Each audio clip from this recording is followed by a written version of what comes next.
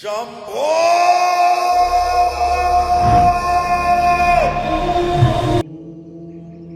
शिव अनंत, शिव कथा अनंता।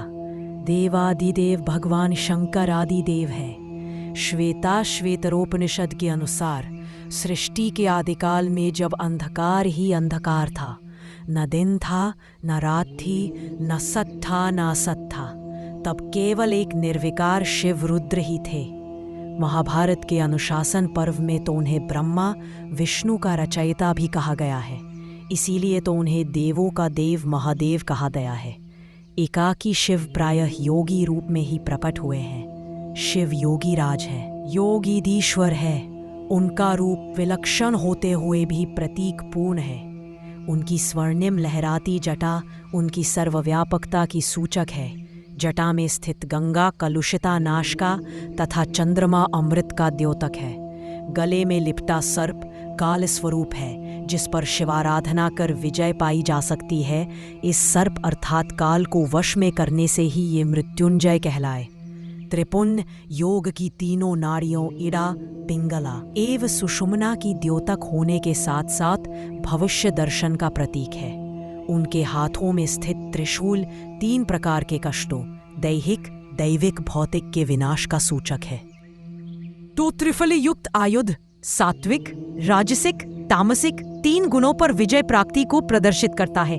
कर स्थित डमरू उस ब्रह्म निनाद का सूचक है जिससे समस्त व्यंजन निकला है। कमंडल समस्त ब्रह्मांड के एकीकृत रूप का द्योतक है। तो व्याघ्र चर्म मन की चंचलता के दमन का सूचक है। शिव का वाहन नंदी धर्म का द्योतक है, जिस पर वे आरूढ़ रहने के कारण ही धर्मेश्वर कहलाते हैं। उनके शरीर पर लगी भस्म संसार की नश्वरता की द्योतक है। शिव और शक्ति मिलकर ही पूर्ण बनते हैं। शक्ति इकार की द्योतक है। इसीलिए शिव में से इकार अर्थात शक्ति हटा दी जाए तो पीछे शव ही रहता है। अतः शक्ति की सारूप्यता से ही शव पूर्ण रूप से शिव कहलाते हैं और यही इनका अर्धनारीश्वर रूप है। शैव दर्शन के अनुसार ये रूप ब्रह्म और आत्मा का समन्वित रूप है, जो द्वैतवाद का सूचक है। इस अर्धनारीश्वर रूप में शिव का आधा दायां भाग पुरुष का एवं आधा बायां भाग पार्वती का है। शिव वाले भाग में सिर पर जटाजूट, सर्पमाल, सर्प यज्ञोपवीत, सर्प कुंडल, बाघंबर, त्रिशूल आदि है। के पार्वती वाले भाग में सिर पर मुकुट, कुंडल, सुंदर वस्त्र, सौम्य आभूषण, केयूर, मेखला, कंकण आदि है। इस प्रकार का रूप ही सुरम्य है तथा शैव शक्ति का समन्वित स्वरूप है। शिव का एक रूप हरिहर भी है, जिसमें हरि अर्थात विष्णु और हर अर्थात शिव का समन्वित स्वरूप है। यह पालन और संहार का सूचक है। मानव जाति के नित्य उज्ज्वल नवीन रूप का द्योतक है। भगवान शंकर त्रिगुणात्मक है। ब्रह्मा स्वरूप सृजनकर्ता, विष्णु स्वरूप पालन करता एवं रुद्र स्वरूप संहार करता। इन तीनों ही रूपों का समन्वित रूप महादेव है। इसीलिए तो इन्हें हरिहर पितामह कहा गया है। अथर्ववेद में भगवान शिव को हरिहर हिरण्यगर्भ भी कहा गया है।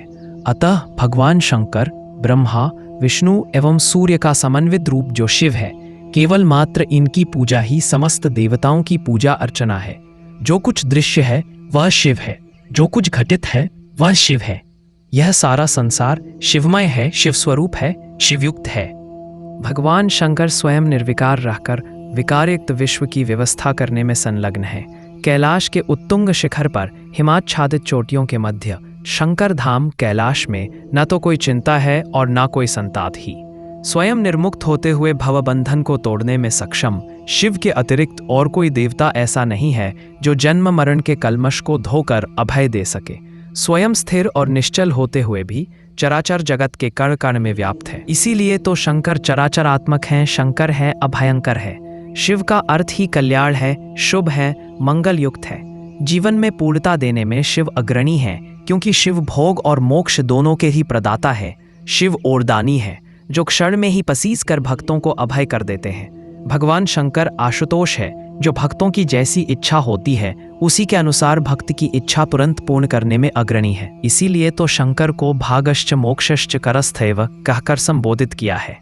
इसीलिए तो भीष्म पितामह को केवल यही कहकर चुप हो जाना पड़ा कि जो सब में रहते हुए भी किसी को दिखाई नहीं देते, ऐसे महादेव के गुणों का वर्णन करने में मैं सर्वथा असमर्थ हूँ। अशक्तो हम गुणान वक्तुम महादेवस्य धीमता, यो हि सर्वगतो देवो न च सर्वत्र दृश्यते।